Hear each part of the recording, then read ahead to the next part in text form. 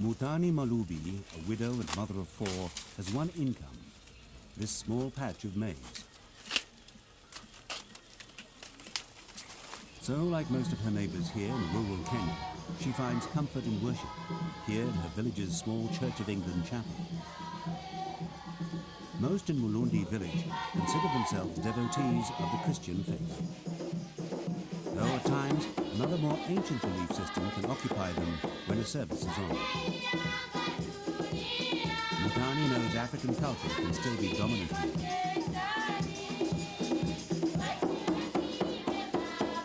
At least in recent history, Christian leaders in Africa have been happy to embrace some of the indigenous culture. Music can help bridge the two.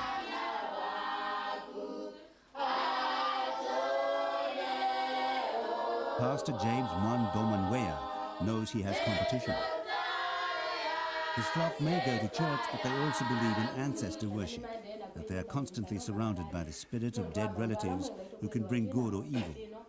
He's content to portray Christian saints simply as versions of good spirits, but there's one thing he won't abide: devotion to the village witch doctor. The church is contradicting to the witchcraft practices. But when I look around Mulundi, the people are still practicing witchcraft while they are still in the church.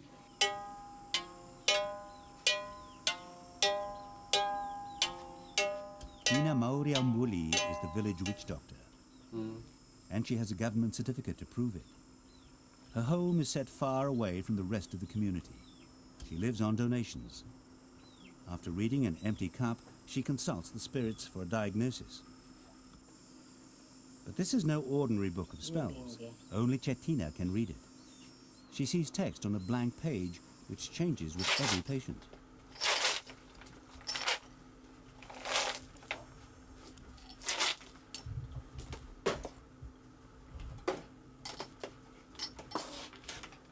Today, she's treating Mutani Malubi, who has come here directly from the church service. After praying to Jesus, she's come here for more spiritual healing.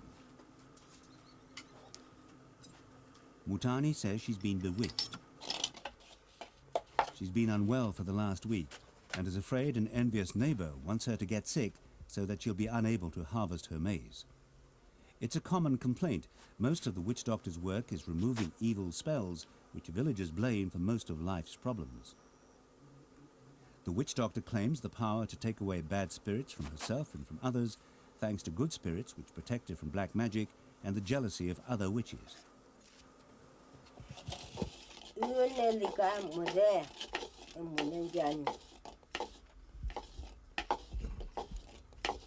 The people of this region see their Christianity as being part of wider beliefs. After all, some Christian priests claim the power to exorcise evil spirits.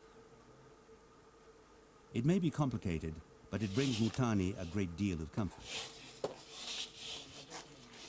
The Christian people go to the witch doctor at night. For example, the pastor we have seen, he is presenting the Mass in the morning, and he is going to the witch doctor at night. The witch doctor says a prayer to the spirit of this tree before she sacrifices it by cutting part of its roots. It's this spirit contained in the plant which Chetina says gives power to humans. The notion of sacrifice has resonances in Christianity. In fact, this witch doctor considers herself Christian.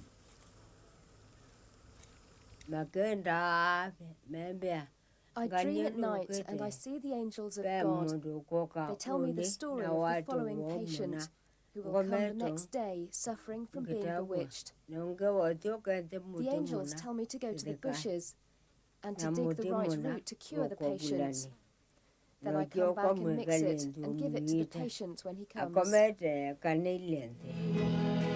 Kenya's enthusiasm for prayer, most particularly Christian prayer, can be seen most often in its growing urban centres. In Nairobi, it's easy to lose touch with tradition.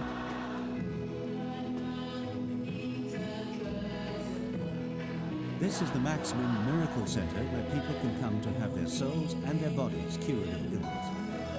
This evangelist form of spiritual power is rapidly taking over from established churches here in Kenya.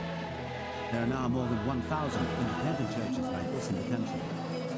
The urban economy here is even worse than in rural areas. 50% unemployment, widespread poverty, and a dramatic increase in HIV infection among young adults. Pastor Pius Muriu has a knockout effect on his audience.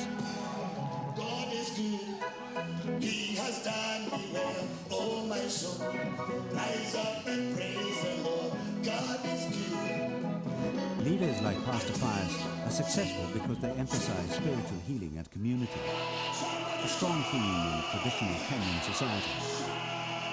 Belonging to an independent church here can be similar to belonging to the sort of society parishioners left behind when they came to the city. Here in Kenya, you have seen it. In the morning, between 6:30 and 8 o'clock, more than 3,000 people are packing this hall. They want to pray before they go to their working places. Every lunch hour, we are having more than 4,000 people every day from Monday to Friday. They come to pray. And there are so many religious activities going on in Kenya that you can gauge and see the level of spirituality in this part of the world is so much high. And again, there are so many prophets who have come from UK, from America, and other parts of the world. They have prophesied over Kenya that God is going to use Kenya in the last days as a springboard for evangelism, which is going to touch the entire world. But the evolution of Christianity in Africa recently took an evil turn here, across the border in Uganda. Father Augustine Lukenge says he's noticed an alarming rise in the number of cults which use Christianity as a cover for black magic and devil worship. Father Augustine says cults can often appear more attractive. This kind of worship involves human sacrifices, So they profane, they tend to profane, to ridicule the Catholic faith by profaning the Mass, the sacrifice of Mass, replacing the wine with human blood. Father Augustine says the so-called renovation of the Ten Commandments is one such cult.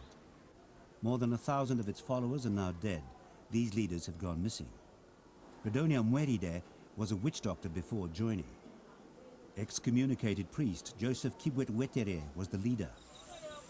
They used this remote settlement as a base to hook a population of followers who had become culturally confused.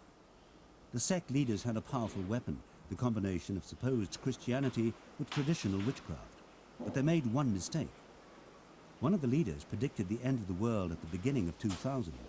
When it didn't happen, they were left with a doubting congregation. This is one of many sites where the cult came to an end. Nobody knows exactly what happened. Authorities are still exhuming the bodies of hundreds of people who were either burnt in one of the main buildings or killed and buried in the gardens of cult leaders.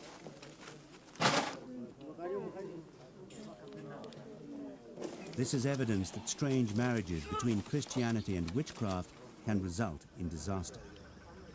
Fighting the trend is a growing challenge for the established churches.